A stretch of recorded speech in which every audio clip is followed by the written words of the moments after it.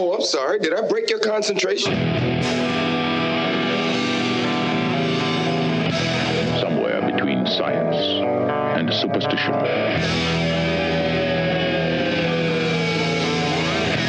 We have such sights to show you.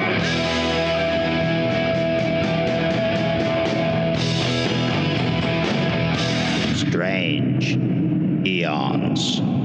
Welcome to Strange Aeons Radio. That's Eric over there. Hello. That's Vanessa over there. Good morning. Hey, you guys. Well, this is the weekend after Thanksgiving. I don't know if anybody got to do anything. I sat home alone and did nothing. There you go. Yeah, no. Well, how many ever 16 plus years of retail work that I did and my parents living in another state, Thanksgiving for me became very much a holiday I didn't do much in. Yeah. That changed a lot when I married Dina, but no, this year it was just, it was actually kind of adorable. Yeah. Dina's parents made Christmas dinner.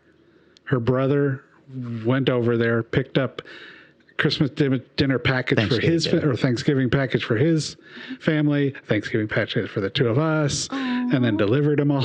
It was very sweet. Did you do a little Zoom call then with everybody Yeah. eating? That's how gross. A short one. I know No, how no. much you hate seeing people chew. Yeah, no, we did a hello. that too. I think it was probably a 4-minute Zoom call. Oh, okay. But just kind of saying, hey everybody, and but so that was cool. That So that sounds really delightful. I much like you, having spent 10 years in the UK, Thanksgiving was not a thing. Every once in a while, somebody would try to humor me. I once tried to bake a turkey in a very broken oven, and I called him Frank, and it did not go well. Thanksgiving doesn't quite hold the same, but because I've got, older parent and everything like that, I've been trying really hard to, it kind of falls on my shoulder to make the entire dinner. So I've been getting to make turkeys as the vegetarian of the family. Oh boy. The last 3 years. I think I'm good at it. I don't know. I've never had it. I know how to make the gravy with the fat drippings, all of that. I have no idea. So this year it was just my sister and my mom, but we did do the extended family Zoom call with like 20 odd people. Oh wow. And they had it go on for 2 hours. Oh no. I finally just left. I left my mom and my sister to stare at my computer, and I went out for a run, and I was like, I can't deal with these people anymore. Yeah, that's too long. Yeah.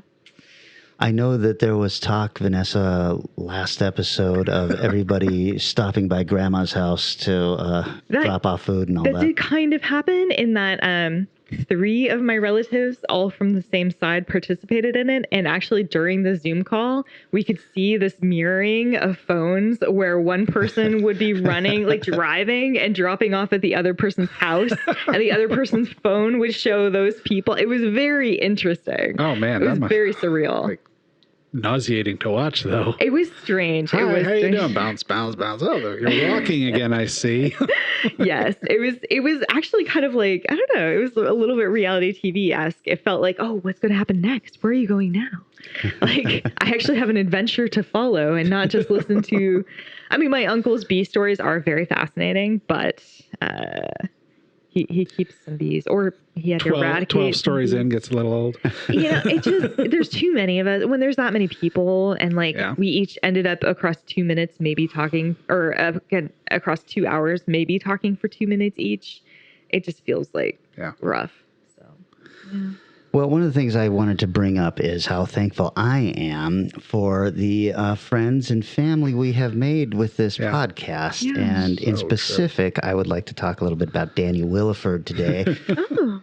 Vanessa, Danny sent you several months back a Star Trek Blueprints. He sure did. Yeah. And he helped me get this amazing Michael Golden edition of Micronaut stuff that was like my favorite comic when I was a kid and my favorite artist. And they released this big, huge thing that was a little out of my range, and he knew somebody. I assume he has mob contacts or something. Maybe it fell out of the back of a truck. I don't know. But he got it to me at a much reduced price, which I very, very much appreciate, Danny. Yeah. And Eric, he sent you a little something.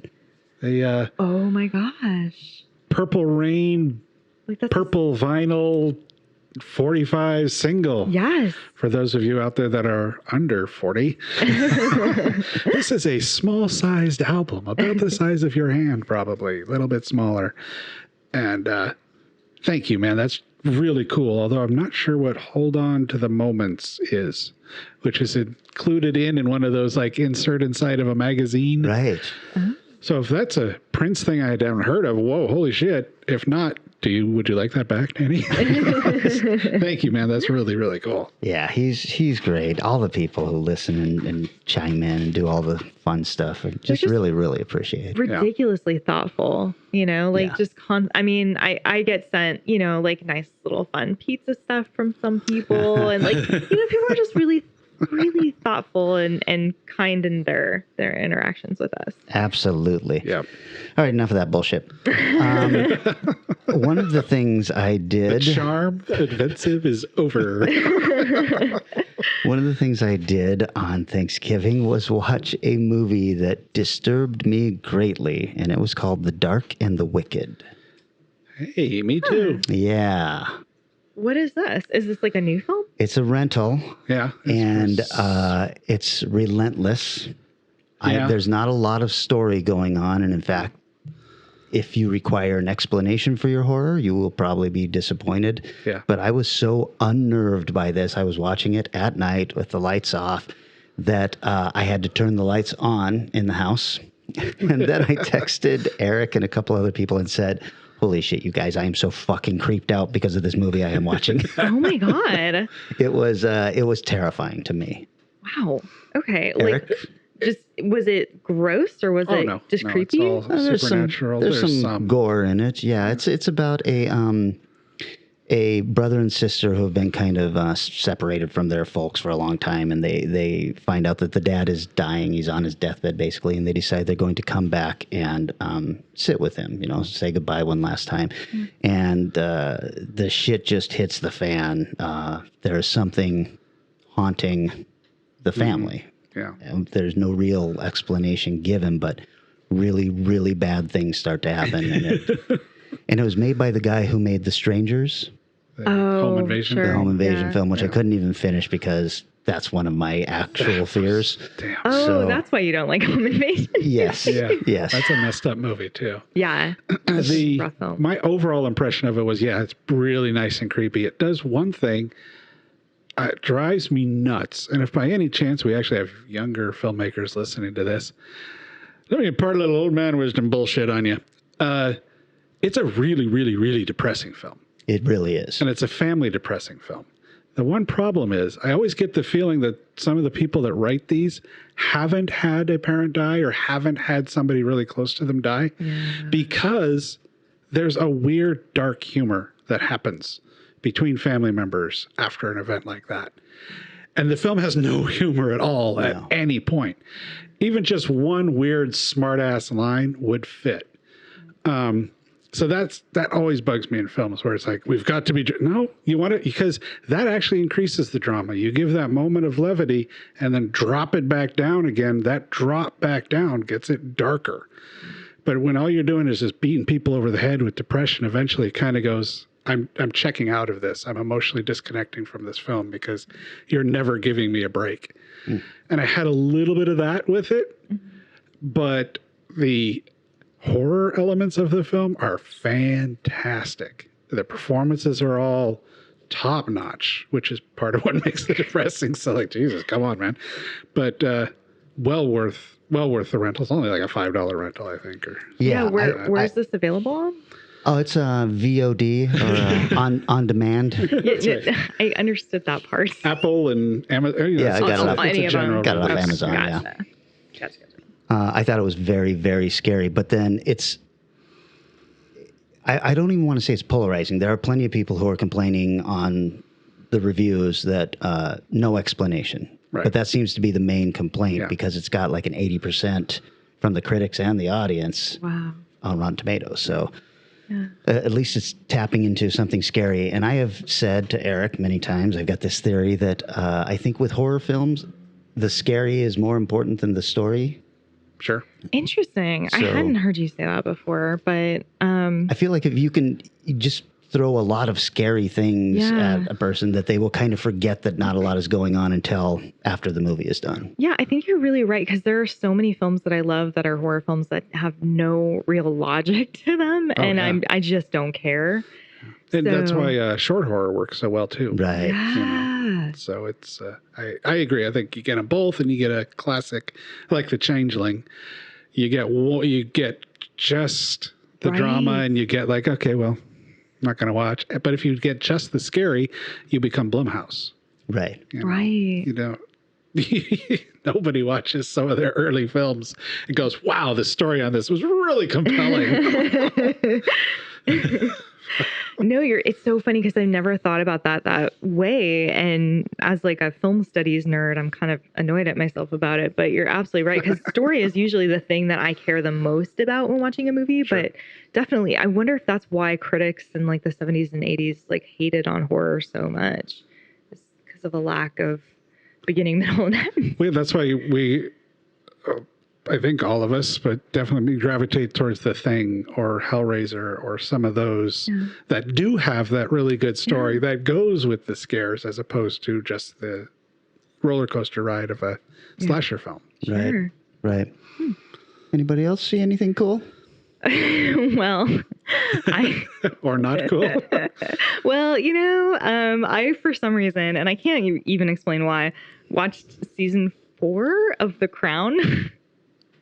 So, does this mean you also watched season 1, 2, and 3? I had already seen them, yes. Okay. So I enjoy the historical, like the weird stuff that I didn't know was going on. Like I find that really fascinating because they definitely did their homework for these. Yeah. Now, like the actual characters and the actual emotional responses are all made up. You know what? I'm baseball blind. Cap or something.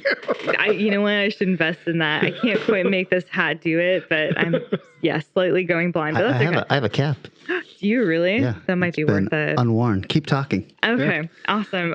So tell us about The Crown. Yeah, this season, just like all the other seasons, was incredible. They introduced the relationship of Diana. Which has been long in coming, and they did a great job of, they use sound and music so well, and all it does is help you understand the viewpoints of everybody. So keep it swatchy. And it goes with your hair. Oh, fantastic. Yeah, for those of you who don't know, my hair is now greenish, bluish something. Yeah. I'll wipe those dust bunnies off that thing. Yeah, there you go. No, I'm just trying to tighten it a little bit because I have a smaller head. Yeah. One of the criticisms I've heard of The Crown, I'm curious if this is something you feel nice, perfect. Feels good. Is I think it was described as, I don't need every episode to contain 5 minutes of somebody driving up to a large mansion or just weird establishing shots that go on for ever and ever. Is that? I have not noticed that at all. Usually I feel like they use those moments where, because the royalty is so often either in the spotlight or in each other's presences being judged. I feel like often when they're in the car and then you get those big landscapes, it's usually somebody doing an introspective moment. So, and if anyone has watched Downton Abbey, this is so much easier to digest than Downton Abbey. Downton Abbey, if you're going to talk about big, long landscape shots for no frickin' reason, like that whole thing is a love letter to the royalty. Because the guy who made Downton Abbey, I don't know if he's related to the people with the crown or not, but he has a huge love of old England. And there's a fox hunting scene that's... What is the time period for this show? This one is starting from when Queen Elizabeth II, the current queen, first gets inaugurated, all the way through. I don't know how far they're going to go. I think they're going until her. I don't know. It's like I think they're probably going to go until 2000 or 2002. Wow, I thought this was a much earlier time. No, period. There's a different one called Victoria that handles that queen. Wow. But no, this one, it's interesting because it goes through sections of lives. So the first 2 seasons has one set of actors in it. And then the next 2 has a completely different set. And actually, maybe this is, But yeah, we've seen a few different, and now they're going to switch. Next season will be completely different actors again, playing, kind of inhabiting what those characters were, what those people were like in those moments of their life. So even when the visual switch is really big, it still works. It's crazily well done. Sort of like that Bob Dylan movie that had like 4 different people playing them. Completely. Very similar feeling. Yeah. And if you like Olivia Colman, she's been playing the Queen for the last 2 seasons and she's fucking phenomenal. So, yeah, I just, I can't even say it's a guilty pleasure because it's not the kind of thing I would normally love, but because of the way they do, every character you really feel like is justified in the stupid things they're doing. So Diana, you're like, oh my God, like you're being really judged and everything sucks for you. But then you see the Queen's perspective and you're like, yeah, Diana's kind of a whiny little bitch. And then you go to Prince Charles and you feel sympathy for him, but then you hate him and then you feel sympathy. So every character gets this moment and they pivot so smoothly between each one that I don't know. I just think it's really interesting mixed with like a big old history lesson of like things that didn't happen that long ago. Like this year they had in the season they had Margaret Thatcher was a big part of it, who is played by chick from X-Files. Gillian? Yeah. Wow. Yeah. She's Gillian Anderson. Yeah. She plays Thatcher and does a amazing job. So that's some makeup there, man. It's weird. She actually, all they did is kind of give her blonde-ish poofy hair and she just looks, I don't know, it just feels right. It's weird. It's really weird. Went from playing Bowie in oh yeah, that's right. What was the Gods series on Stars? Yeah, American Gods. Yes. Oh, she yeah. played Bowie and now she's playing Margaret Thatcher. Yeah. Interesting. Yeah, and she also did Sex Education. I don't know if you guys have watched that on Netflix, but I really enjoyed like teen shows. I don't know why, but it's really good. So it's like set in Wales, I think, somewhere beautiful in the EU. And she's in it and she's doing an accent, but fuck, that show is really fun. So nice. Well, okay, for something completely different. Yes. I watched a very bordering on sick film called Patrick Still Lives. Oh no. Yeah. Okay. Oh my God. I watched it not realizing it's actually a sequel to, I think, Patrick Lives, which is an Australian film. Just Patrick. Patrick, okay. And the idea, have you seen the original? I've seen the original, but not the sequel. So the idea of this, if I think it's the same basic thing, is some guy goes into a coma and then starts to control people around him. Is that what Patrick is as well? He's I want to say a teenage kid in a coma. He's got mental powers and starts kind of fucking with all the people in the hospital. Oh. And so that's what this one is as well, except he seems to have telekinesis where he can move shit. And the storyline is his father brings together all the people he felt put him into the coma. And then Patrick like offs them in relatively violent ways. And a scene so violent I'm uncomfortable describing. Oof. But then I watched. But here I go. But then I watched the trailer, and it's in the freaking trailer. Oh. What? Okay, I don't even know if I can look at Vanessa while I describe this. I'll look away from you. Here, I'll hide under multiple hats. Staring deep into my eyes while you describe it. I'll be subtle about it here. This was made in the 70s, late 70s. The entire film is like 3 guys, 3 girls or something like that are being killed. All the women spend a fair amount of the time doing nothing and wearing nothing. As women do. Especially Italian women in the 70s, apparently. He's going after one of the ladies, and let's see, how should we describe this? She's in the kitchen, laying on a table, backing against a wall. There's the large pit sticks they use to turn full-size pigs, like over a fire. Oh, yeah. In the kitchen. And let's just say it goes where it really shouldn't, but naturally can go on a lady. Okay. I'm just going to leave it at that. Does it do a cannibal holocaust? Yes. Okay. I mean, like, I feel like so many people want to do the most ridiculous shit like that it almost doesn't bother me because it's so stupid. Generally, it doesn't for me either, but the way this is shot, it is so graphic. Oh, fuck. I'm like, they're not going to do, oh, fuck, they did that shot. Oh, man, what am I watching? What for? What are we getting out of that? Like, when horror freaks you out and does bad things, you know, it's usually to enhance something else. What are you getting out of something like that, you know? Well, it's an Aussie film. They were... Well, the original was Aussie. This one is actually Italian. Oh, it's Italian? It's an Italian, interesting. Yeah. Okay, I was going to say, I felt like the Australians felt like they had something to prove there in the 80s. That is true. That Ozploitation is... Yeah. Damn! But more fun generally than...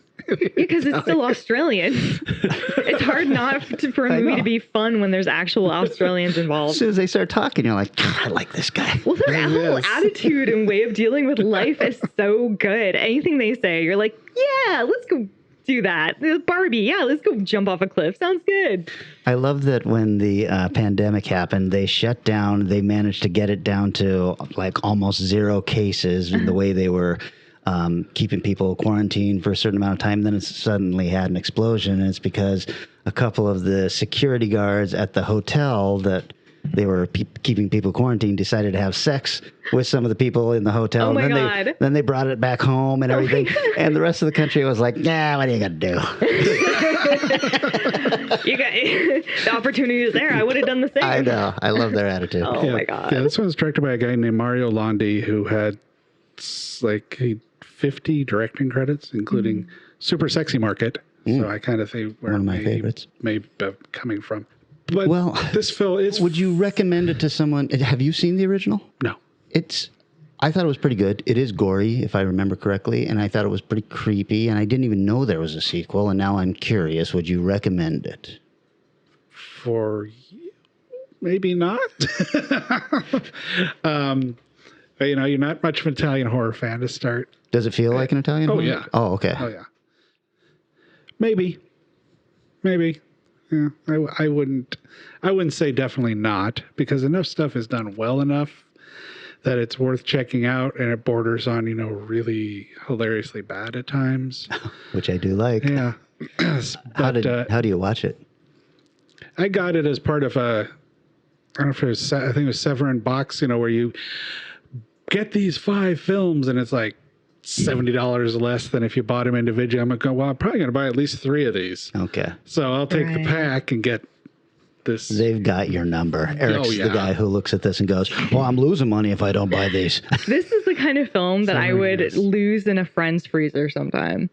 Yes. This is the kind of, this doesn't sound like a film that I would want hanging around my house. But probably not. What do your friends say when they open up their freezer and they see an old DVD you've left there? You know what? It's either going to be a bottle of vodka that I've stored there for upwards of 3 years for when I come around, or it's going to be a DVD I never wanted to see again. I've never had a complaint.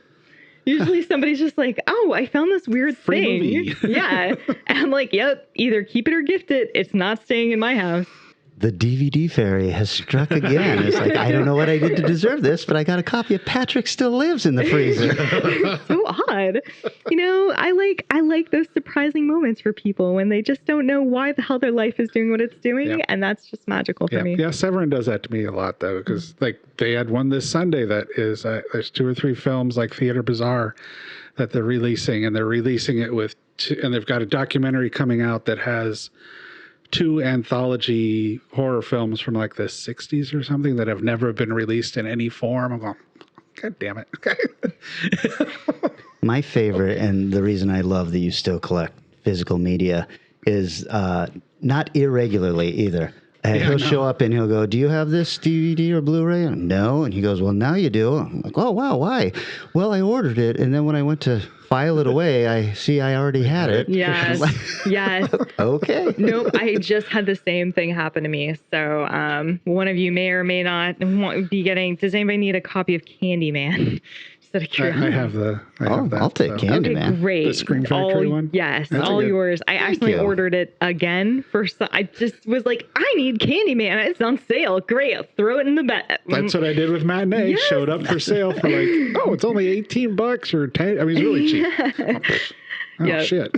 And I just like, I mean, I actually have a spreadsheet to prevent myself from doing just such a thing, but somehow slipped through the cracks. Yep. You need better help. It's true. Or you just can enjoy the free crap we both give you. That's true. There you go. I also watched a movie on Hulu that I thought was pretty interesting called Sputnik. Have you guys seen? I have seen the trailer and it looks freaking cool. It is frickin' cool. Ooh. It is Russian horror.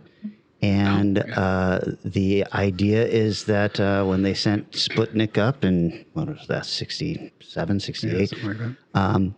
it came back with something else.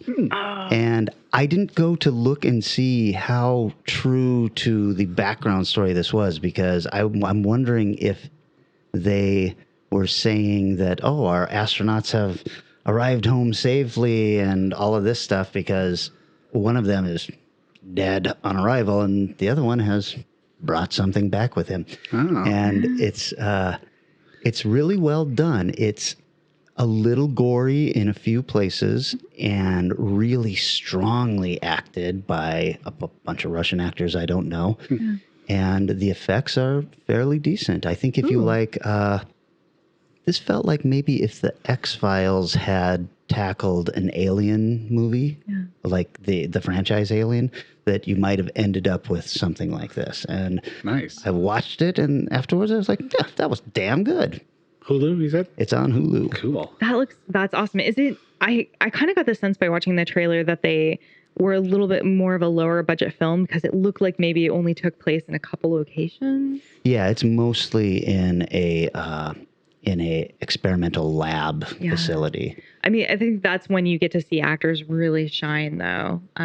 It does look kind of low budget, but it's also taking place in late 60s Russia, and so everything looks super drab. Oof. Wow. So cool. Oh my Yeah. God, it's so cool. I want to watch that right now. Why are we doing this podcast? Well, that's it, everybody. Short one this week. Whirl up the old Hulu machine. I got a movie to watch. Did you have another one though that you did watch? I did. Yeah. Well, have I talked to you guys about having seen New Mutants? No, but I want to hear. I'm so Eric, behind. have you seen it I yet? haven't, but go ahead. I'm not worried about Okay. spoiler anything. I don't even know if it was interesting. Okay, here's the thing. Was it fine? Okay, it was exactly what Kelly said. Okay. It's a mix of some really tremendously great moments and a lot of just BS. They have like the chick from The Witch is one of the main characters in it, and like she's a great actress. I mean, she's and also in Gambit right now. Queen's Gambit. Queen's Gambit. She's phenomenal. Yeah. She's so wasted in this fucking film. Isn't the I forgot her name. The younger daughter from Game of Thrones. Does she play a character in there? She's actually good. They actually do, I think, a decent job with her charabit. Oh, she's great in Game of Thrones. So Yeah, no, and it's great too because it kind of gives her a character that you would expect after Game of Thrones. There's a little bit of a kind of lesbian relationship going on, and so I was like, you know what, this is great. Like just like with Kirsten Stewart, like there's a vibe that comes off of some actors, and it's like just lean into it. Why not? If anyone's going to tell this story, you should. And she does a fucking phenomenal job of giving I mean, I don't know. I like that they made it normative. I think that it was great that they didn't get beaten up because they were gay. Well, it doesn't hurt that she's very likable. Oh my as God, as so a person, likable. and in this character, she's super likable. You definitely sympathize with her. Completely, yeah. But no, I'd agree with you. Like, there's some really great effects moments.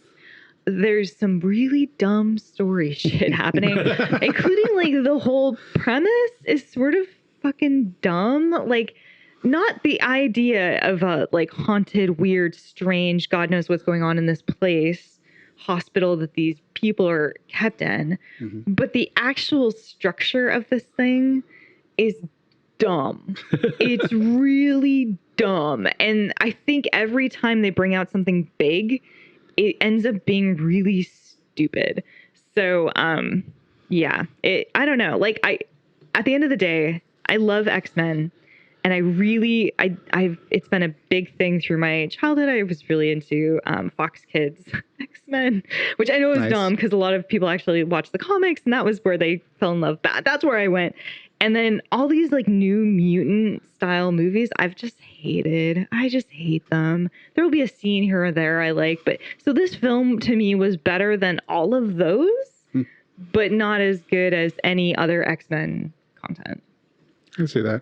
I thought it was way better than the Apocalypse. That's what I mean. Movie. Oh, okay. Yeah, absolutely better than the Apocalypse.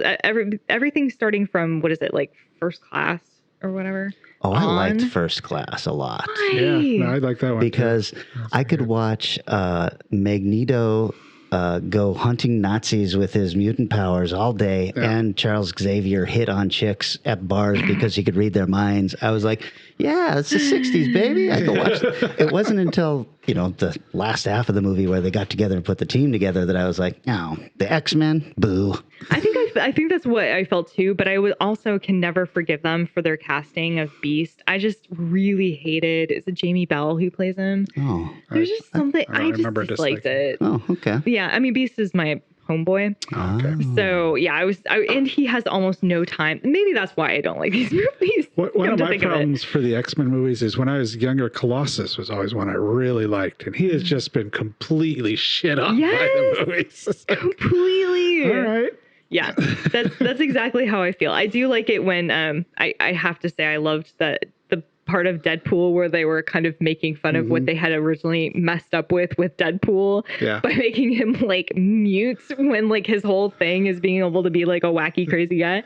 Yeah. So, I feel like there's still room for improvement through films where they aren't financially concerned on the same level. I would love to see, and now would be a great time to do it, a God Love, Man Kills adaptation of that story. Did you ever read that graphic novel? I don't think so. It's one of the better X-Men encapsulated stories. It's a graphic novel, so it's just its own story. It needs to be a 5-part Netflix movie or something. Yeah, it's really good. Really get into about a senator trying to pass a law to make outlaw mutants. This plot point sounds very familiar. They've probably done an animated version. Yeah, they probably touched on it in the anime. Because it was a huge hit when it came out. Well, and that's a go-to thing in the X-Men. Yep. Anyway, is to always have the politics of the mutants and all that. So True. Yeah. Well, I'm bummed, but I'm also glad to see that you kind of felt the same way I did. I did see a lot of people saying, "Hey, if you're hating on this movie, then you're not taking it serious, or you're taking it too seriously, or something." And I'm like, well. I don't take any movie too seriously. I definitely did not take that one seriously. Like solid filmmaking. Yeah, and that's the problem. Is it's loose in the wrong spots. It's so tight in weird places, like the visual effects are freaking phenomenal. And you're like, man, this power is being shown so beautifully. But then, like, why did you direct that character so fucking poorly? Like, and why is this plot point dumb as hell? Like, it's just, there's a lot of weird, I don't know. I feel like you can tell who sucked at their jobs on that film. Yes. So I've got a weird one. This isn't a movie I watched, but an article I read that I thought, this is an interesting example of the way perspective of looking at things. Mm-hmm. The title of the clickbait title was the classic "Millennials Don't Really Care About Classic Movies." So I'm like, okay, let's see what this is. You're immediately furious. So no, because I'm curious, going, okay, what do they mean by classics? What are they talking about? And so I'm like, oh yeah, let's read this. And so a couple of the points here, less than half, and I'm going to say less than half of millennials have watched any of these movies. That's a fuckload of them compared to the people I knew when I was in the 20s and 30s, like Gone with the Wind, Sound of Music, To Kill a Mockingbird. I'm like, well, these movies were 20, 30 years old when I was young. They're 60, 40, 50, 60 years old. if 40% of them have watched it, that's fucking amazing. And I have the exact opposite of that line. He's got in the review, 28% had seen Casablanca. Holy shit, 28%? 28 out of 100 kids have seen that movie? That's I guarantee really you good. those are all Amazing. film students and they were forced to watch it. Well, even as a film student, I didn't watch Casablanca till I was probably in my 30s. Oh, okay. And, but however you see them, 28% is a gigantic percentage. If you really think about real percentage, not the people who go, I'm 90% sure. Bullshit. Nobody's 90% sure about anything. But, or 38% have seen Psycho and all stuff going. Some reason going, it's an interesting way to look at stuff when you take your numbers and you crunch them around. Because my response is, that's amazing. That's fantastic. That many people are willing to watch a movie that's 80 years old. Yeah. Yeah. I mean, if I think about the films that they're equivalent to me of being that, it just feels like I haven't watched a lot of movies from like the 30s and 40s or 50s, I don't know what's the criteria. Right. What's the? I mean, right now, 80s movies are classics to the kids. Sure. Like those are what to me would have been, checking out. Oh, yeah, like something. I don't know. Gone with Wind. I don't know. But anyway, like. I think I watched Gone with the Wind first time in my 40s. Right. And still, it's like those. First half is pretty good. Second half, man, go to hell. Yeah. Yeah. I remember watching it with my mom when I was 16. We were in one of those movie clubs where we had to get we got 20 free movies. And then I spent the rest of my life trying to pay off my debt to them. And Gone with the Wind was one of them. And I was like, why do people like this freaking film? This is awful. This is awful the whole way through. Yeah, that's definitely not for. Yeah, I think it's just like a lot of people complain about millennials ruining the economy by not buying cars or diamond rings. This is what I find hilarious. Why? Why do we care whether or not they spend money or time on the things that you cared about? Right, exactly. They may not be buying diamond rings and cars, but they are buying massive computers and huge streaming services that are now worth fortunes. So it's just a shift in the money. Yes.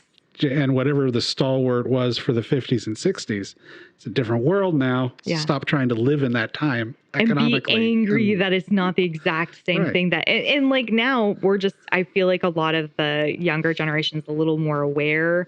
It's like, well, cars are pollutants and they're very expensive and they, whatever. And diamond rings are often blood diamonds and artificially inflated in price. We're just a little smarter because the internet, because we have the information at our hand. You get both sides of that from the internet. A little smarter and a little dumber. 100%.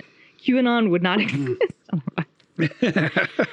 Also, I mean, everybody nowadays, the young kids these days, they experience their content a lot differently than even we did, and especially different than the people who are watching Gone with the Wind in the theaters experience content. So when you've just got an unending supply of content and stuff that that you like, some of these movies feel like homework.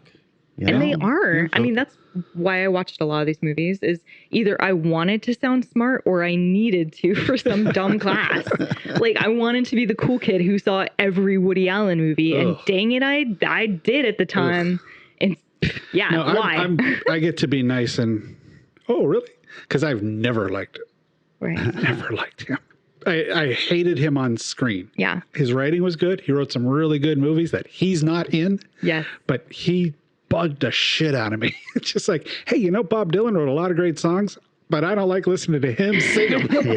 Yeah. It's okay to not like Woody Allen. It has nothing to do with him being a raging asshole. I didn't like him in the 80s, so go away. Yeah, there's lots of reasons to not like Woody Allen. I didn't like him first. There it is. Yeah, and it was 100%. And I think a lot of people liked him because it was cool to like him. I dated a guy I wanted to impress who loved Woody Allen, so I watched a lot of Woody Allen and said I really liked freaking Bananas. And you know what? In retrospect, I don't think I like Bananas that much. I don't think it's that good. What's the one? Oh, What's Up, Tiger Lily? Some hot takes, yeah. I love What's Up, Tiger That's Lily. a good one. That I like. And everything you always want to know about sex. Yeah, I think I liked Crimes and Misdemeanors. I liked that's Alan Alda, right? Yeah, I believe so. Yeah, I think I like that one. All right. How about we take a break? Everybody just calm down. And we'll be back. We're talking Radio Gaga, Radio Goo Goo.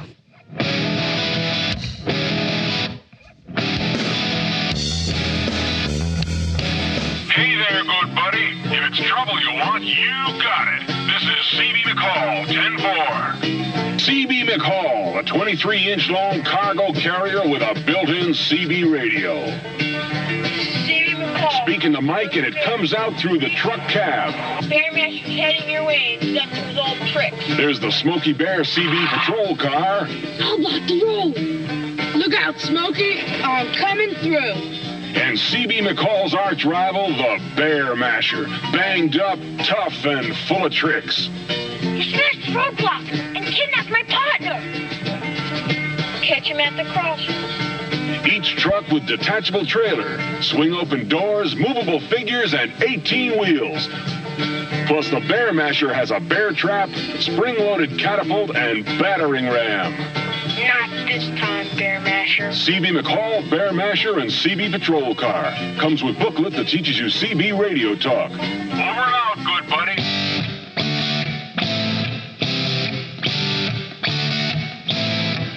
And we are back. And if you noticed, probably the last several episodes, we are back without any commercial advertisements except for the lovely old style ones that Eric drops in every week. That's because we switched to a new provider, right? Yep. Yeah, we've got a new podcast. What's it called? Support. I don't know. But the providing us a little bit more flexibility in what we can do, and me a little more flexibility and help when weird shit goes wrong. Like, luckily I checked it because when I went to put up the last podcast last week, the one that went on Thanksgiving, I didn't put the intro music in. So I started playing and going, why is this so quiet? What's going on? Skip forward. Oh, it's all here. There. Okay. Here's all the, oh. But if I'd done that with the previous one, it would have been a real pain in the ass. But doing with this one, it's very easy to replace and make everything good. I'm really excited. I'm a little sad that we won't hear about like mattresses and whatever else, plumber suppliers and stuff that, you know. Now, if mattress suppliers or plumber suppliers would like to broadcast and advertise on our show, and we get any profit from it. Those ads weren't for us or from us. They were from the podcasting service we were using at that time. Right. Which, you know, was a great. I'm going to demand that anybody who wants to advertise with us lets us do live reads and make it part of the show. So be like, so you guys, I was watching a movie last night on my brand new mattress. That would actually be pretty freaking cool. Anyway, Eric, this was your topic choice, and it was you wanted to do something like with broadcast. Yeah, radio personalities and or a movie that depends heavily on radio signals in some way. Cool. And I chose poorly. Oh, no. Oh, no. It was such a tight time frame with Thanksgiving and all the stuff that was going on that it's like, okay, shit, it's Saturday night. We record on Sundays. I better watch this movie. It was, I didn't write the year down, whatever, 2000 and something, The Night Listener.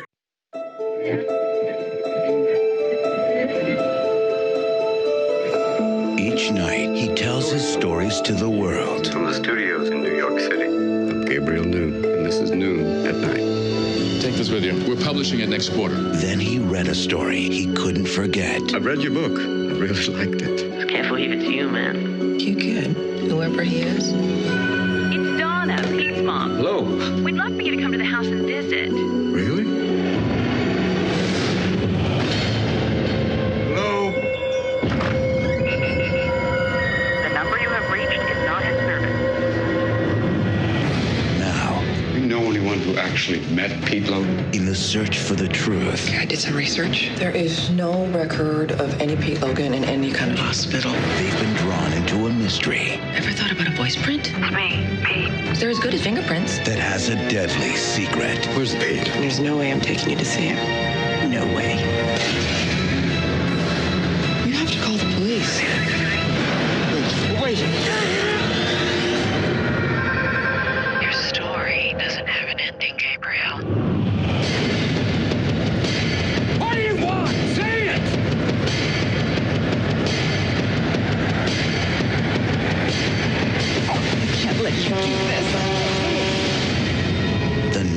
Listener.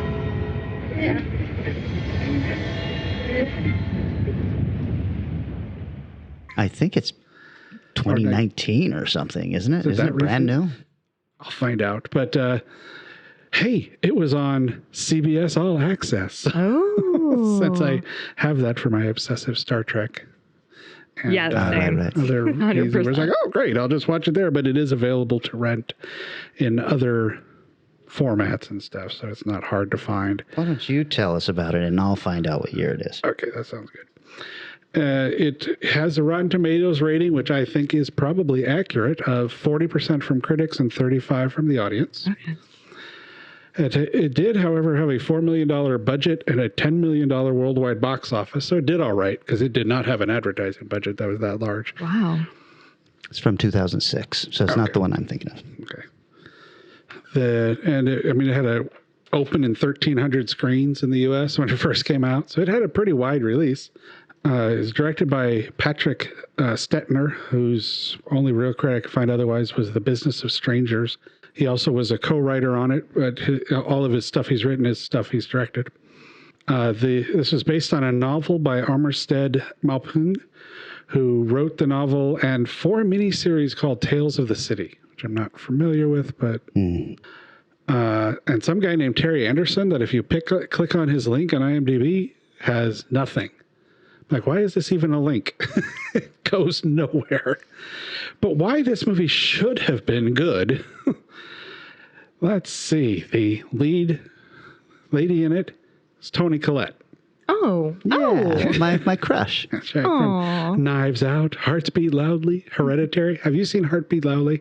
If you like her, you need to see it. Oh, okay. It's such a feel-good film, and she is so good in it. And Robin Williams. Whoa. As the main radio guy. Was this one of his last? No, 2009. Okay. So, but it was one of his later ones. Yeah. Joe Morton, who's in Speed and a TV show called God Friended Me. Oh, and also, what was that one? Scandalous, the TV show. Yeah. And Sandra Oh from Grey's Anatomy and Killing Eve. And finally, Rory Culkin, who Signs and Lords of Chaos, which he's actually pretty damn good in.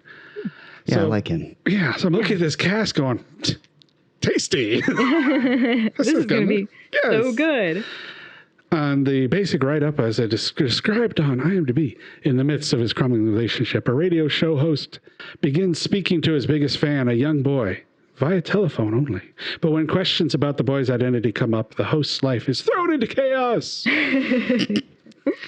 A very great exaggeration in that last line, might I say. Hey, Erica, take 2. I really like that delivery, but could you make it a little bit bigger? I could. But this is based on a true story. It's part of what makes it different. There's 2 versions. One's an hour and 21 minutes. One's an hour and 31 minutes. I watched the one that's an hour and 21 minutes, and I don't care what those missing 10 minutes were. The Robin Williams is a gay radio broadcaster, which comes into effect because the kid, in the original book, the kid is dying of AIDS. I believe he's also dying of AIDS in the movie, but I don't remember. But Robin Williams is a broadcaster who tells sort of a story time, and he's got, of course, big fans, and gets contacted by this kid's mother, wanted to talk to him and stuff. In the movie, his ex hears Colette and Culkin's voices over the phone. What's supposed to be Culkin's voices. He goes, "Those both really sound like the mom." If you ever met this kid, do you know anybody that's met this kid? And Williams' character's like, "Nope, never met him." And so he decides he gets into the next day. This is the movie, so I'm sure it didn't happen this way in real life. But next day, he gets invited to spend Christmas with this family. And so he takes that up, but in the last moment, the mom cancels the Christmas thing. And so Robin Williams decides, well, I'm just going to show up. Now, one of the big differences between the real story and the movie was him and his partner were like the Hardy Boys. They worked together trying to figure out what was going on. In the movie, they're estranged. They're not mean, but they're not really together. So I'm like, well, that's a weird story change, because I forgot the name of the actor that plays his ex, but he's great. He should have been in the movie more. The scenes of the two of them together are some of the most compelling scenes in the film until him and Colette are in the same movie. So he goes to that city and finds, he's like in a restaurant, and through one of those opaque glass things you see between benches, sometimes he hears her talking and follows her. And again, all seems like this should lead to a compelling thing. Because this is an interesting story. This is an interesting concept. It's not an unusual story that somebody would lie to somebody famous to get attention from them.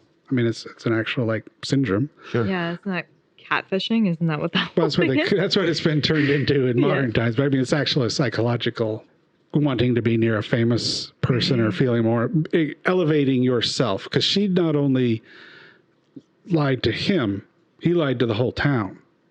She lied to the whole town. When he gets to that dining, the exact same picture that he has of the kid is above the restaurant's, on the restaurant's wall. And when he tries to kind of ask the waitress, well, what about this? I see this kid here. He's got this picture. Do you know about it? And when he tries to imply or tries to figure out, has anybody ever seen the kid? The waitress actually gets really pissed at him because the mother has mentally invested her in caring about the kid. Oh. So she's been manipulating the whole town to think that this kid is just in the hospital. Oh. And it's obviously when they meet that she's got a little Annie Wilkins in her and starts to get a little creepy. But so he gets too close and, hey, Star Trek makes an appearance as an insult about geeks. Oh, hooray. How very modern. That's right. And he basically figures out that she's full of shit. And it is about that exciting when it's revealed. It's sort of like, here's your menu, sir. Oh, I see you serve food. Yes. And that's all. Wow. It was so vanilla and so boring. And it started to get to this point where this feels like they're wrapping the movie up, but this can't be the ending. So little has happened. There's got to be some moment of drama. And so, I did the thing where you see how much movie's left. There's like 5 minutes left. Oh, no. Oh, my God. Dina watched it. Somebody better die quick. That's right. No shit. So I was watching this with Dina, and she's like, really? This is it? This is all the movie's going to be? And so it ends with her, oh, yeah, spoiler, like we were talking about earlier. This one, like some of the warnings that Vanessa has given us over the years, I don't care about spoiling because it's not really even a damn ending. He goes back to work.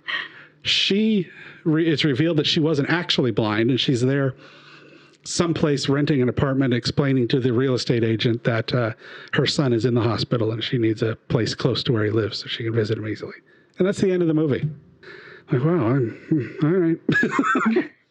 The film, though, premiered at Sundance and at the Berlin International Film Festival. Why? It's got some star power. Robin Williams and Tony. I think that's it. If that had been Joe Blow and Jane Blow, nobody would have been to see this film. Yeah. But the cast is so good, which is kind of why I think the director hasn't done a lot of movies since.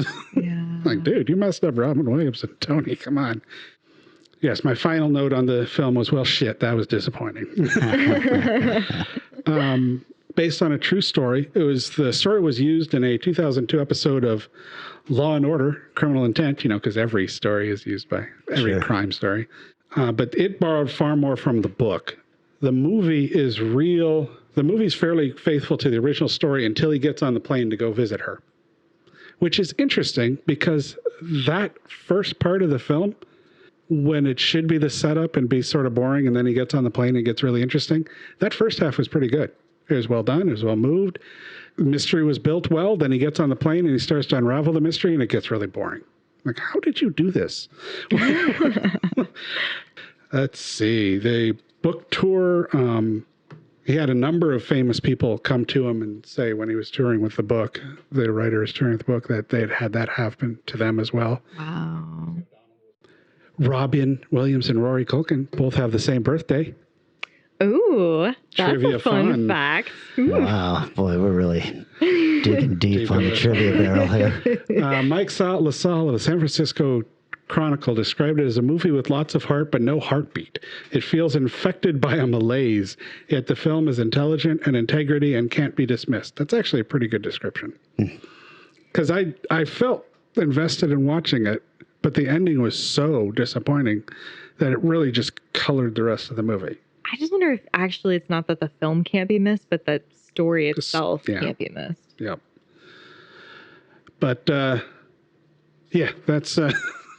So I should have gone with Pontypool or Texas Chainsaw 2 or some shit like that. Peter Travers gave it a A- and said stunning, can't be missed. Like he says about every fucking movie. There you go. So Vanessa, what did you see? Absolutely. Well, you know what? Kelly, you really inspired me. Oh. You talked about a movie that sounded just so phenomenal that I kind of begged you guys to let me use it, even though we sort of touched on it lately, but we'll get a few more fun facts going. And that is the 2020 film Love and Monsters. Don't move. Let me see it. Don't move. Amy. Let me see it. Okay. Ready? I love it. That's super sweet because it's terrible.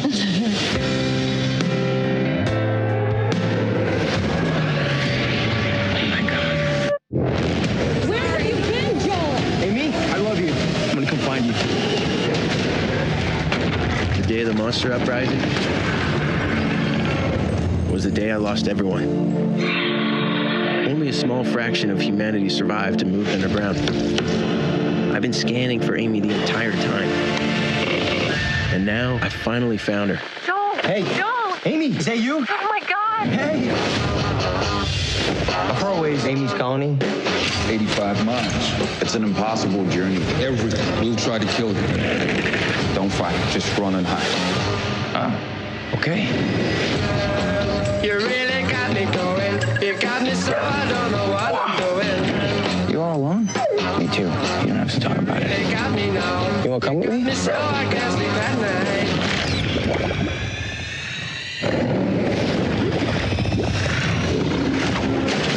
Look out!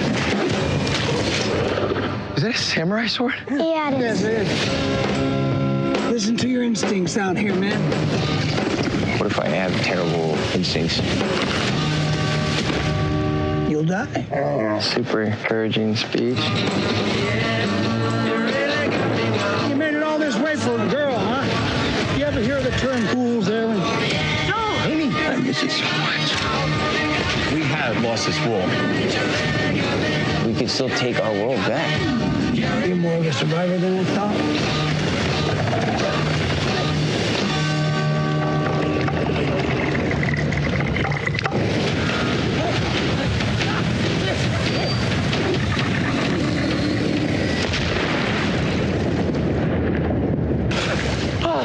That was awesome.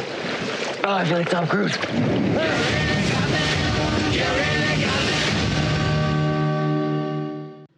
Nice.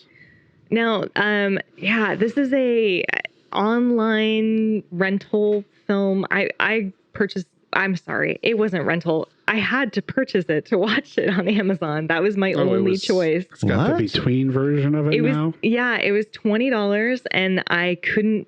It was $20 for any version I bought, whether it was 4K UHD or SD, and I only had the option to purchase. Oh, weird. That's weird. Yeah, because the rental was the same price. Wasn't the rental like 20? I think it was $14.95 is what it was, but still. Weird.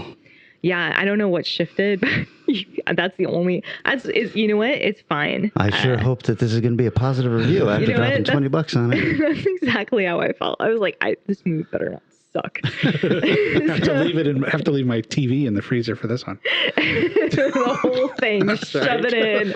And our freezer's a little too full with leftovers right now. So this film was made in the U.S. 109 minutes long, budget of $30 million, box office of 1.1, which makes a lot of sense because it was supposed to be released in like March, before COVID, and then they had to push for various reasons to April, which meant it couldn't really be released. Yeah. Right. And then when it was released, it had a really good opening weekend, but that's compared to the 0 films that are out and how many people can actually go. Yeah. So I think it's probably made a lot more money. I don't know if we just don't know how to calculate that yet, or if people aren't sharing those numbers when it's a VOD. You know, if you're smart and you look at what's being released in theaters during the pandemic, you can win your weekend pretty easily. Yeah. Number 1 at the box office. Yeah, that's right. Yeah, I just mean, don't put the year next to it. That's right. But you're right, because I've done a lot of research over the years looking for, like, to put together business plans and things for raising capital for film. But streaming and digital releasing is very secretive. Yeah, it's very weird. And I know that like Netflix is obviously famous for this because they won't release which films have made money or what, you know, like I don't know what their system is. They have some algorithm and they use it. And that's why sometimes great shows disappear because not enough people are going to sign up for the service for season 4 or whatever it is. So, you know, we're entering a very strange new world, but at least this strange new world allowed me to see this movie. Yeah. So I'm pretty excited about that. So as far as Rotten Tomatoes go, actually very good. 91% critics and 88% audience. Wow. Jeez, I love nice. it. Yeah, super highly rated. Now, what surprised me is the talent behind it. So the director is a guy named Michael Matthews, and this is his second ever feature. Wow. He did 2 shorts before that, at least on IMDb, or yeah, that's all we've got listed. The film before this one was called Five Fingers for Marseille, which is a contemporary Western set in South Africa, and it got like 5 Academy Awards in Africa. Wow. But I've never even heard of it. Right. Yeah. I don't know how this film is what got him this directorial debut for this project. I will also say his IMDb picture is just about the most pompous director picture ever. Must look up. It's so bad. He's like in a freaking raincoat and it's dark and like he looks like, oh yes, I'm in a film noir. I'm freaking cool. Oh boy. Yeah, he's got lights behind him. At least he's not posing. At least that looks like a candid shot that I don't you just know. think look cool. I think he's posing. Oh, okay. It's got a nice light line on the coat and on the hat. I guess maybe the guy walking behind him might be a clue that it's candid, but yeah, it's pompous as shit. The writer, you know, you start to see a little bit more of maybe where this came out of.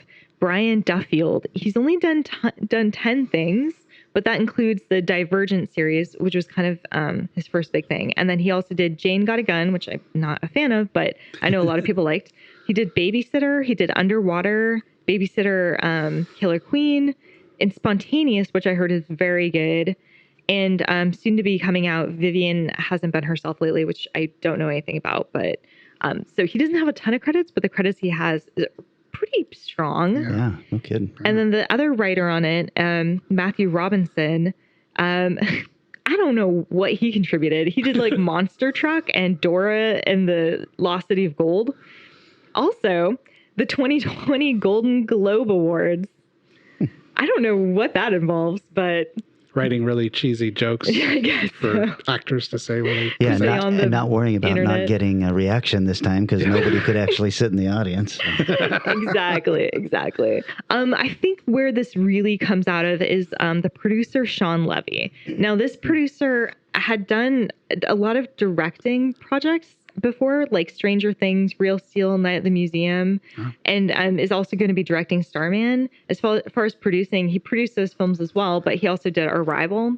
So I think it's a very talented person who's collected other very talented people and really knows what he's doing. And I think this was a passion project for him. I'm going to rewind you quickly. Mm-hmm. Is there a remake of John Carpenter's Starman being done? It's coming out. Yes. Okay. I know. I'm not at all happy about this. Do we know this is a remake and not just a film with the It's same a remake. title? I looked up the plot synopsis. Yeah. Boy, if there's any Carpenter film that doesn't need to be remade, Starman is just about perfect. It's so good. Film. It's one of my favorite films. And yeah, I'm really, they better not fuck it up. That's what I'll say. I'd say just don't watch it. You know, that's what I did with Wicker Man. I just didn't watch it. That was probably the right solution.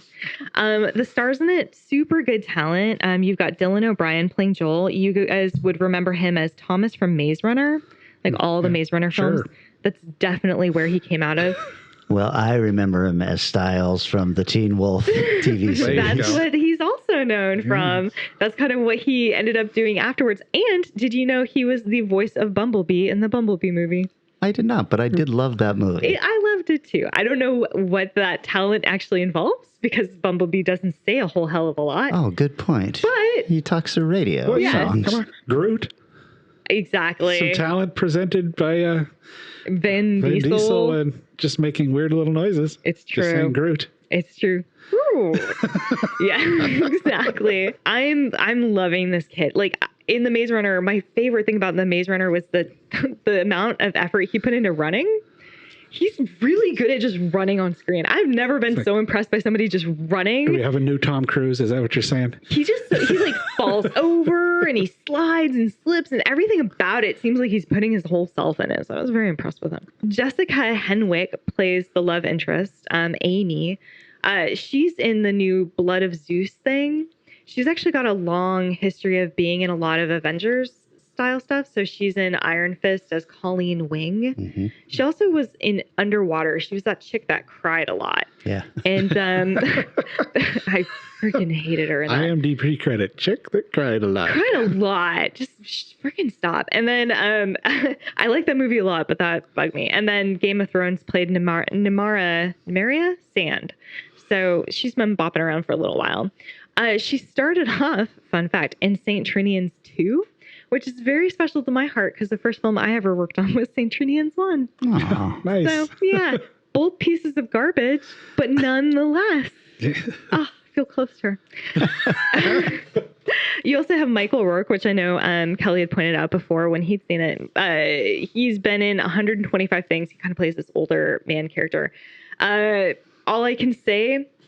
I'm Mary Poppins, motherfucker, right? Isn't that what he says? That's right. That's all you need to know. Don't worry about the rest. Actually, I was really surprised to find out he was Henry and Henry Portrait of a Serial Killer. Yeah. I did not realize. So that was a big surprise for me.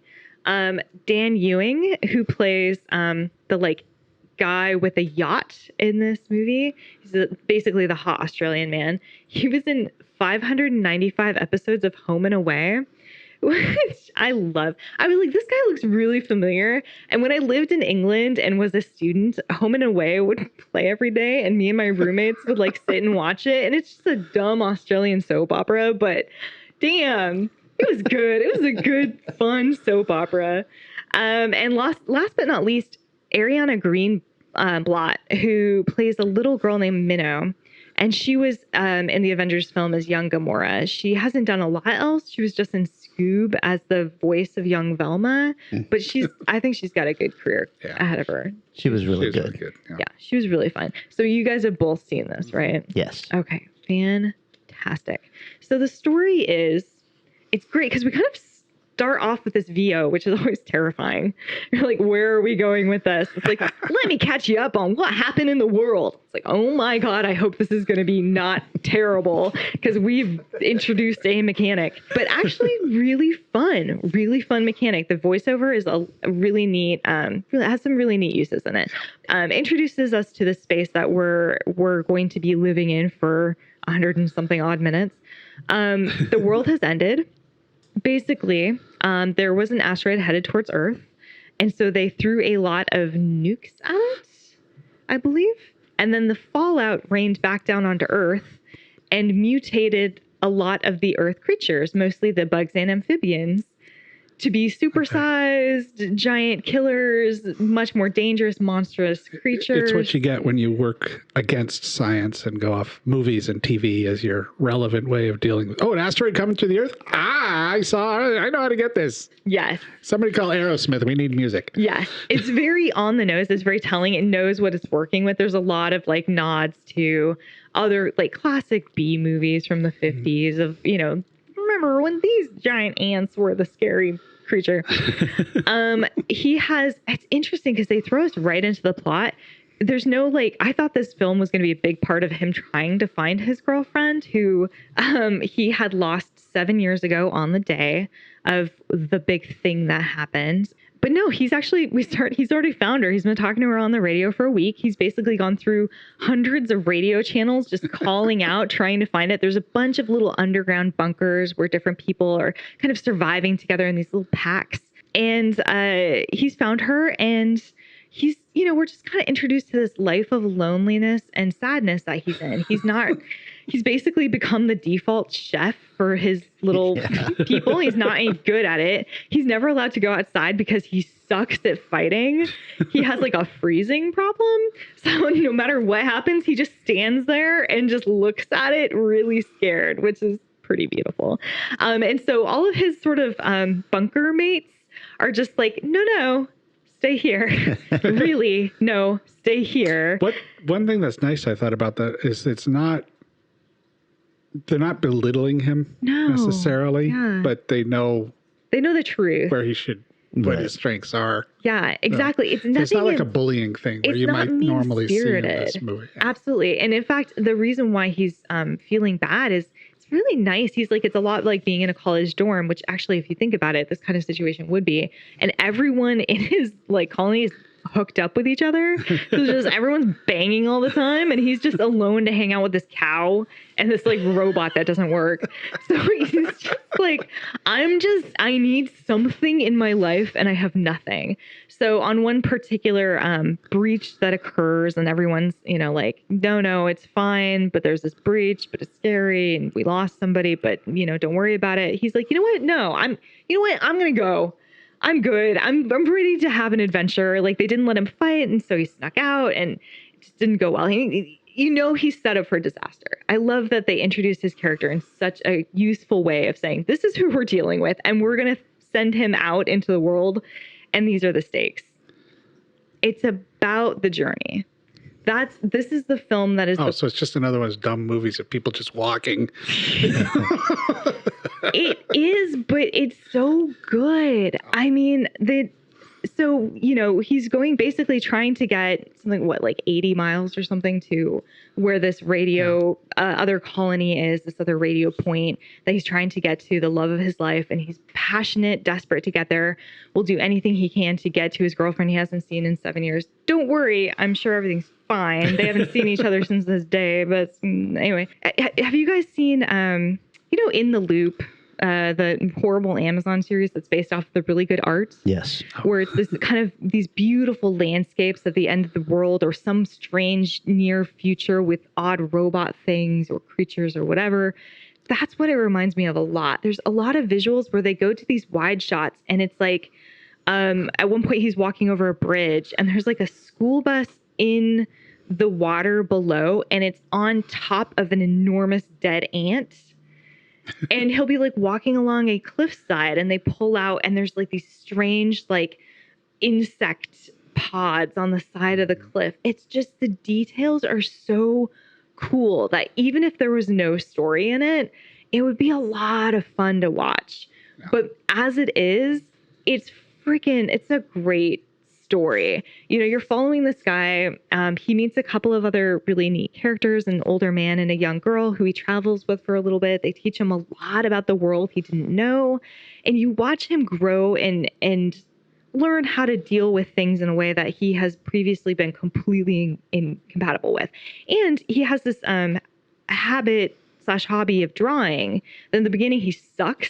And then it's like 7 years later, and all of a sudden his art is so good. He had 7 years to do nothing but just draw.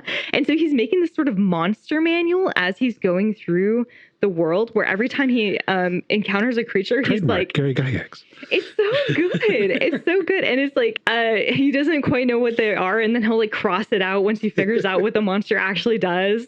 It's just a really just good touches. He does make it, I will say, and then the plot has a few more moments in it that you get this sort of weird yacht captain who's taken over this other colony, and you're kind of like, what is going on? There feels like a sinister presence, and all the things that he has learned along the way come into play in the final act of this film. And it's just so neatly buttoned up. The things I liked about this film, one of his companions along the way is a dog. Yeah. It's very Fallout, like the game Fallout, but it's so good. The dog is so good. The dog has its own little character tics too and everything. So you fall in love with the dog pretty dang quick. Oh my gosh, absolutely. Like the dog has such a personality. The dog has his own home. The dog has his own things he cares about, has his own character flaws and character pluses. Basically, the main character lacks any kind of natural instinct. And the dog fills that in. Yeah. And it's they have to exist kind of together to make it work. And it's just so cool. There's other, like I said, there's details along the way, like Mavis. So there's this dead robot, like I mentioned before, that's hanging out in the camp. And he's like, oh, the old Mavis model was pretty cool. At one point he comes across a real living Mavis model, which is kind of like a future next steps for us if the Alexa gets like some legs and a like electronic screen face. That's true. Yeah. And becomes a default therapist. It's just really neat. Anyway, monster designs are freaking incredible. They actually do some practical in here, which is really well incorporated with a mix of visual effects. So the first monster you get, I was like, wait, are those real legs?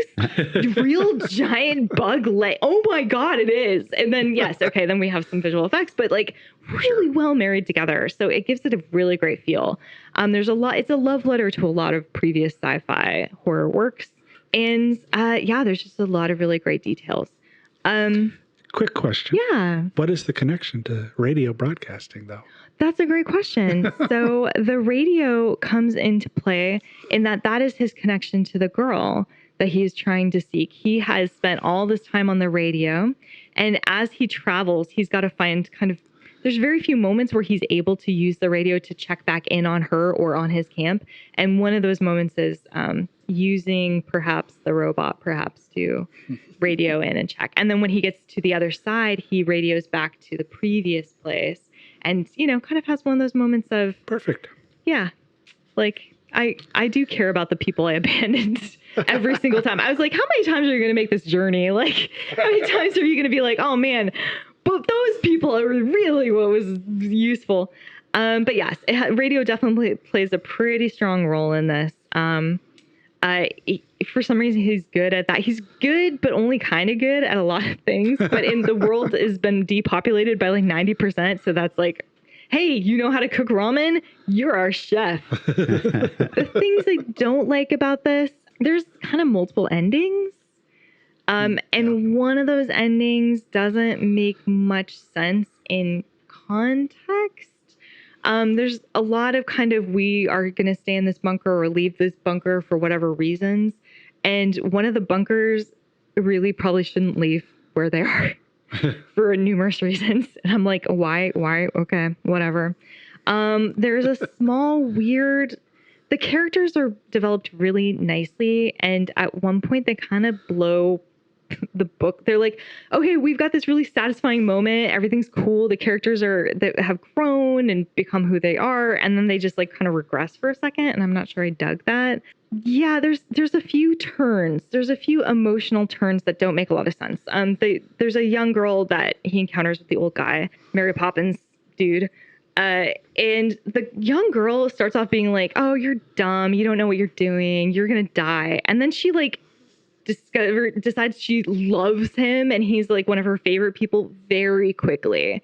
There's another moment where he gets mad at the dog, but he's like, you're always doing this dumb thing, dog. And I'm like, this is the first time the dog has ever done this dumb thing. That scene made me wonder if there was a scene cut beforehand because I was like, that stuck out to me too, as in, why would you phrase it this way when we've never seen the dog? Especially a movie that sets up and delivers almost perfectly every element that they have. Yes, absolutely. I was like, there was just a few rushed moments. It must have been a time thing because I was just like, what is happening here? But yeah, so ultimately would really, really recommend this film. I think it's worth the $20. I'm happy I now own it. I can watch it multiple times. If you enjoy John Hughes style movies and you like fun romance kind of films that are just funny and upbeat as well as end of the world pieces, this is for you. This is for me. This is a film made for me. I'm so happy to hear that. Yeah, thank you for the recommendation. I never would have actually watched it otherwise. This has been a year where I've seen a couple of movies that I thought might have made people stars. Yeah. I thought that this Dylan kid, might have, blown up after this film if it had been allowed to go to theaters. I just watched a movie with Frank Grillo in it that I was like, fuck, this movie would have been gigantic and it would have finally given that guy some of the recognition he deserves. And it's just like, oh, everybody's kind of at square one again now. I know. The whole system is like so thrown out because maybe a lot of people are watching these films and thinking, oh my God, this is an incredible star. Like Pedro Pascal in Mandalorian, right? Yeah. Like, and he has had that opportunity to be like, fuck, this guy's got star power now. But I think people are recognizing them, but there's no monetary way of tracking it for investors in Hollywood. And that's the problem. Well, that we are available to. Yeah. I'm sure there's something. That if you've got a $20 million budget or more, you could probably get the info. It's just hard because you don't know if 50% of teenage girls with brown hair on Tuesdays went and saw this film and thought it was great, and bought extra popcorn. We just don't have that system anymore. There's a little bit of the, you go onto IMDb Pro and, you check your star rating. I'm sitting at a cool 568,289 this week. Nice. But, somebody like Dylan O'Brien is probably sitting in the thousands now, and there's got to be some way that people are kind of looking at this guy's getting looked up a lot for some reason, and we're going to attach a value to that name recognition or whatever it is. So basically, if you enjoyed a film or you enjoyed a star, A, Google them, or B, socially post their name somewhere. Exactly, because that star meter does count in somehow. The fact that you're posting stuff on or linking to a film to rent or whatever. Yeah, Twitter is really carefully monitored. So I know that they actually have a monitor. They've been monitoring the words that are used to do this big experiment on like emotional states of people. So every single word that has been said or used on Twitter since like 2002 or something has been tracked. So people are leveraging that information now in additional ways. So absolutely tweet about it, do some good. Also, I was a little shocked to hear those Rotten Tomatoes numbers there. So that's got to count for something in a year where we can't look at box office. If you can look and see that the audience and the critics are kind of loving a movie, hopefully, I'd really like to see that kid, I think he will do really well. I think he killed it in Maze Runner. And before we move on over to you, Kelly, I have to say there's a couple really neat things I learned, including about that kid. So the stunts for this film were done by Glenn Super. Glenn Super started working with Dylan O'Brien on Maze Runner 3. The reason why he started working with Dylan was seriously injured on Maze Runner 3, where they were shooting a scene with a kind of a chase, I believe, between a car and a train. And Dylan was dragged underneath the vehicle and got a concussion. He fractured his cheekbones, fractured his orbital socket, as well as having lacerations. The scene is actually used in the film. They asked, because it was the best shot, and they asked his permission. And he actually said, I actually hope you do use it because I went through so much to make that happen. Please do. But for the rest of that film, and I think this is probably one of those film examples where people were like, you know what, let's just do CGI for a moving train. Like maybe we don't need to actually strap a child to vehicles and to throw them across things. But Weta actually finished the post for that. But I thought it was really neat that Dylan is bringing the stunt guy with him from project to project. The stunts also were kind of a challenge for the female lead star because she was too competent. She already knew a lot of stunts from all the Marvel TV shows she done. So she does a little bit of fighting near the end, and they had to really scale it back and be like, no. You got to suck a little bit. And she's like, oh, but I know how to do this. The debut weekend that this came out on streaming, it was the #1 rental film for Fandango Now and Apple TV. So There you go. It grossed a whopping $255K in theaters that opening weekend. Number one movie? Yeah, it was up there. It played in 387 theaters. I'm sure that a lot of people were actually able to go. And the dog was actually played by two dogs. One was named Hero, and the other was named Dodge. Aww. So there you have it. By the way, throwing that child under a train, he's 29. Was he? But how old was he during Maze Runner? Well, in his 20s. I mean, Maze Runner's I guess not you're that right. old. He just looks so young. Yeah, he plays a good teenage kid. Yeah, He's got you're a Michael right. J. Fox quality about him. He does. A little better than all Olivia Newton-John and John Travolta in Grease, as far as looking like a teenager. I will say he reminded me a lot of who's that kid from the OC? Adam Brody. Adam Brody. Yeah. Yeah, he does a little bit. Yeah, he looks like him, but he's like a more talented actor version. Adam Brody's good. He's super watchable, but he can really only play one or two things. I always love how Hollywood has their versions of people too. So in Teen Wolf, he's kind of the nerdy friend. And I'm like, I don't remember any nerdy friend who had abs like that and was super handsome. That's weird. Totally. I'm going to have to check that out, actually, after this. I did notice that he had two different names. Now, you'll have to tell me. He has two different names in Teen Wolf. Does that mean that he has a wolf name and a human name? Oh, I don't know. I watched the first two seasons, which I liked very much, and then it kind of fell apart. Oh, okay. That show was created, and a lot of the episodes were directed by Russell Mulcahy, who created and directed Highlander and Razorback and any Duran Duran video you've ever seen. Well, I've seen at least one, so. All right, it's my turn. Everybody shut up. All right. I picked a movie that doesn't have a gigantic radio personality presence in it, but you'll know why when I get to him. And it is called Captive State. Baby brother. You gotta pick a side. Hello, Gabriel.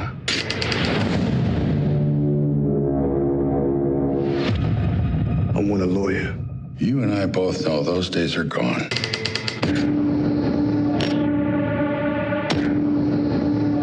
You have a choice to make. Work for me. Or line up like your father.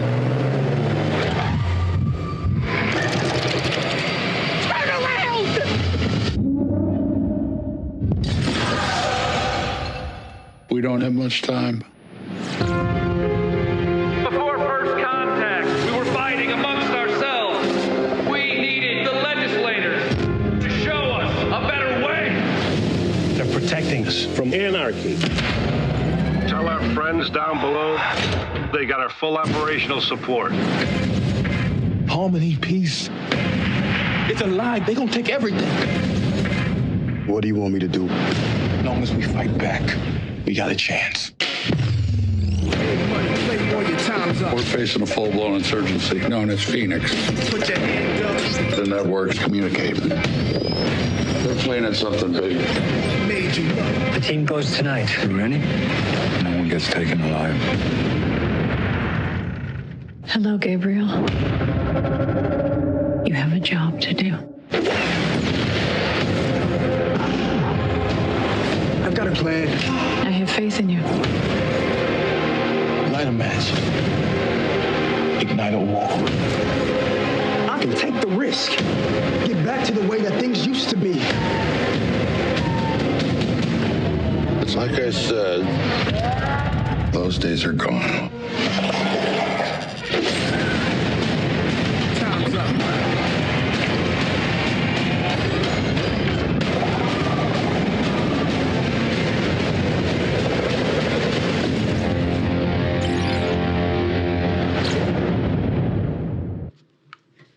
I remember this. Do you? I didn't see it, but I remember really wanting to see it until people said it sucked. Okay, so it's from 2019. It had a budget of $25 million and a box office of about $9 million.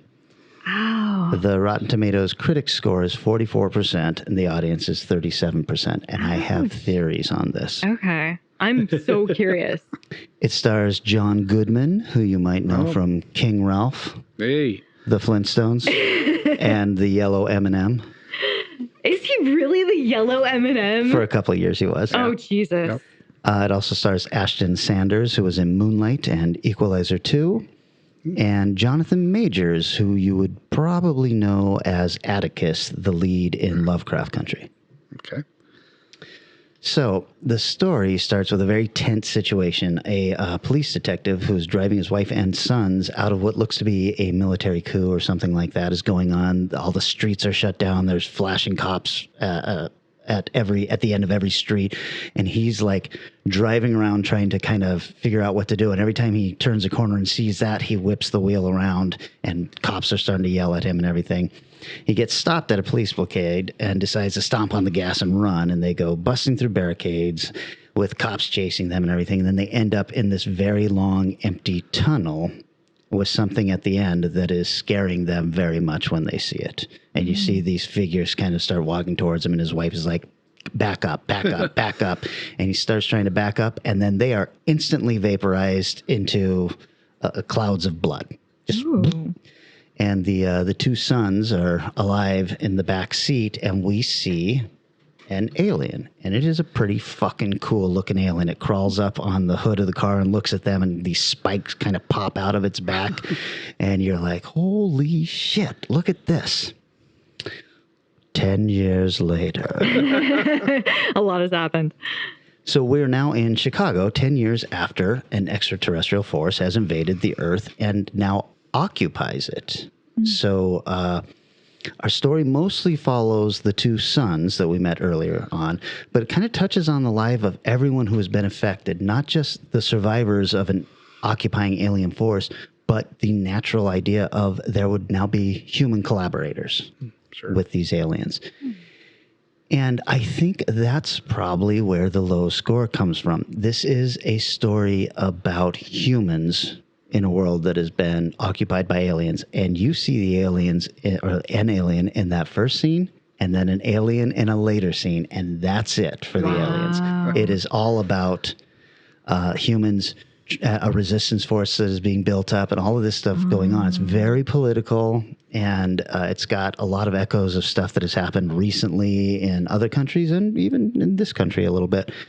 But I think probably if you're sold on an alien invasion movie, you want to see an alien invasion. Yeah. And that's not what this is. Is this a little bit of like what 10 Cloverfield Lane kind of suffered from? Where it's like you already know the universe and they're in a bunker and you're like, just anything. Well, see, that one I thought had a nice twist because you just never knew, you know, until... I didn't hear it beforehand that it was Cloverfield World. Yeah, no, I saw it not knowing that. So it was a hell of an ending for me. I did know a lot of people didn't like it. I did know that going into it, but they had said this is not the exact same world as the Cloverfield movie. And that none of the Cloverfield movies that they've released are connected by a world. They're connected by if you saw that third shitty one that Netflix made, they're alternate versions of a world. Oh. They created that in that satellite. Oh. I don't know how I missed this, but because that movie is one of my favorite movies. But that third one sucked. That's how you missed it. You know, for bad sci-fi movies, I actually enjoyed it a fair amount. I was like, this could have been so much worse. It was completely acceptable. Another great blurb. Yeah. So, like I said, it's very political, and you're dealing with a lot of human drama of these people who are feeling oppressed by other humans, and there's one scene of a bunch of human prisoners, who I guess are dissidents or something, we're never really told, and they're chained and they're walking towards a gigantic weird looking spacecraft, and they're being loaded onto this extraterrestrial ship for off-world imprisonment, which, you know, whatever that means. And I'm like, well, what's the other world and why does this make sense? But that's never really explained. And Goodman is a police chief that works under the aliens now, and he was the ex-partner of the two sons' dad. So the guy that got vaporized was him. So he's kind of taking care of them, but one of the sons has become a resistance legend. He's dead now, and the younger son is kind of sneaking through stuff and everything. Well, he finds out that his brother is still alive, and they are trying to do stuff. The older brother's trying to keep him out of what's going on, and we're just trying to keep up with what is going on, because they're putting together a resistance that's going to cause some big event, probably a bombing that's going to kill some of the alien leaders when they all get together for this thing. That just goes all awry, and we start seeing these alliances that we saw in the beginning suddenly crumbling as we realize, oh, fuck, they were working for the aliens the entire time, or shit like that. So I really liked it, probably because it was so different than what I thought it was going to be. But I also can understand that if what you're looking for is that alien movie, you're going to be disappointed in this. So I will tell you that in one very small scene, there's a radio DJ, and he sends out coded songs, and that's how the Resistance knows what they're supposed to be doing. So there's actually some cool music in this, because they're using real songs, but they're using songs from like old country western guys and stuff like that. But you hear the song, and the message is like, that one's a little on the nose there. I would have been scared to use that. And this didn't seem like it was a big enough reason to pick this for this genre, except I did a little research on the guy playing the DJ, and I thought he was pretty interesting. So nice. I'm going to talk about him. Ooh. His name is Kelly Cole, and he's got 18 credits, mostly early 2000s television, like Law and Order and stuff like that. And he's a really cool-looking guy, so he probably played a drug dealer or something like that. But beyond that, his bio gets super interesting. So I'm just going to read a little bit of his bio. Kelly Cole, a seminal figure on New York's late 80s, 90s art and club scene. Cole was integral in creating many of Manhattan's most memorable night spots and events, most notably as co-creator-operator of the now legendary Spy Lounge and rock and roll bistro, Black and White. Aww. As a DJ, Cole has played extensively at premier events in the U.S. and abroad, and has held residences at top clubs including the Highlight Room, the Bungalow, Trousdale, Hemingway's, Hyde, and Teddy's in L.A., as well as many clubs in New York. His clientele has included the Rolling Stones, U2, Madonna, Tina Fey, Heidi Klum, Charlize Theron, and corporate clients including Hermes, Apple, Gucci, GM, and Cartier. I love this line. He has crafted the musical landscape for over 150 weddings, including Johnny Depp's, Kate Beckinsale's, and Avril Lavigne's. That's so good. The Kelly Cole clothing brand has quickly grown a loyal and regular following of entertainment personalities, including Adam Levine, Bradley Cooper, Chelsea Handler, Ellen DeGeneres, Christina Aguilera, Travis Scott, Rooney Mara, Travis Barker, and Charlie Hunnam, among others. He has his own clothing line? The flagship Kelly Cole retail store was located at 175 South La Brea in Los Angeles, and featured the Kelly Cole line of denim, t-shirts, and accessories, as well as a select inventory of hand-picked vintage items and curiosities. What? Who is this guy? Right? Cole's early 2000s improvisational retail space / gallery and lifestyle brand, Lo-Fi, was a favorite among the young Hollywood elite, including Ben Harper, Johnny Knoxville, Aaron Paul, and Winona Ryder. The Lo-Fi line was carried by premier retailers globally from 2002 to 2010. The Lo-Fi Gallery hosted full-scale exhibitions of the work of Mick Rock, Michael Muller, and Jeff Vespa. And I thought, how weird that this guy is in literally 8 seconds of this movie. He had to know somebody. Oh, yeah. I don't know if I got into who the creators of this were. I got right to the stars. This was directed by Rupert Wyatt, who directed Rise of the Planet of the Apes and several episodes of The Exorcist TV show, which he was also an executive producer of. And it was written by him and Erica Beanie, which filmmakers will know from The Battle of Shaker Heights. That's the only other thing she wrote. I thought it was weird that they connected somehow. I don't know what her relationship to Rupert is, but there must be some relationship between them and Kelly Cole. Otherwise, why do you get this guy who's doing all of this stuff to be your DJ? And he shows up as a DJ, and you're like, who's this cool looking dude? That's not like any DJ I've ever seen. Anyway, the movie I thought was good. A lot of people did not think that. What was the title again? Captive State, and it is a rental. I am definitely going to check this out, because my impression was I thought it was going to be like a battleship situation where like, oh, this looks kind of cool. Oh no, everyone says it's really bad. And I just imagined it was going to be because it was a terrible, terrible action film with a really bad plot. It's not much of an action film. It's a political film. Which is even more interesting. A couple of car chases and stuff like that, but that's it. And then at the end, there's a couple of continuing twists that I was like, oh, okay. Nice. I finished it, the credits rolled, and I was like, that was very satisfying. Oh, cool. Well, I'm definitely going to check that out. I'll get it for free from the library. There you go. I would hate to give money to any of these creators. They're fine. They're fine. All right. Well, that's the show. I think that Vanessa, the next pick is yours. That's right. So I think, we're in the holiday season. We just had Thanksgiving. We're spinning up towards Christmas here. And one of the staples of this time of the year is food. So I think I want to go with funky food. Funky food. Funky. I like this idea. Yes.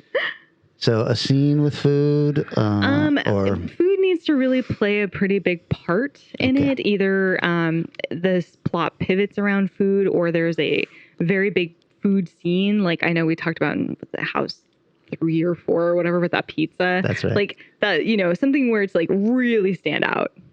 Oh man, cool. Company of Wolves has a great food scene. Oh Lord. Okay, well that sounds cool to me. We will be doing that next week. In the meantime, thanks to everybody. Big thanks again to Danny Willifer for being such a fucking sweetheart. But thanks to everybody else who's always out there supporting us. Can't thank you enough.